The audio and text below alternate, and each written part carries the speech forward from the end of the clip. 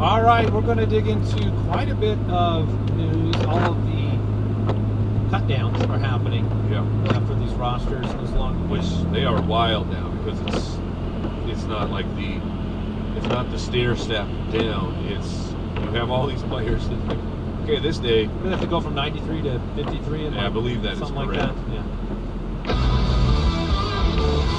News and notes from around the league, presented by USAA Insurance.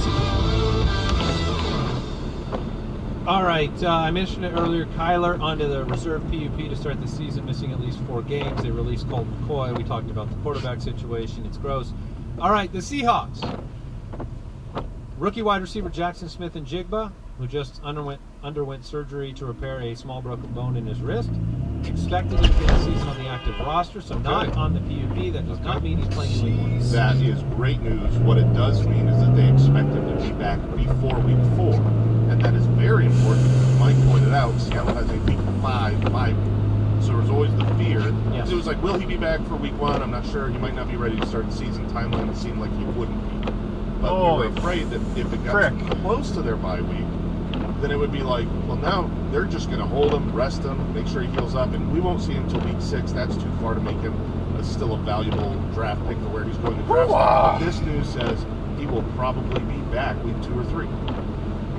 Today is the deadline for the Colts to keep Jonathan on the PUP. Jonathan Taylor. No, just Jonathan. Chunk. Or trade Cadell. Sure. Because they're either going to put him on the PUP to start the season or they won't, and so there is a chance the trade goes down today. We're recording this very early on Tuesday, so that's the latest on Jonathan Taylor. I don't know what in the world to do with him. I'm not sure.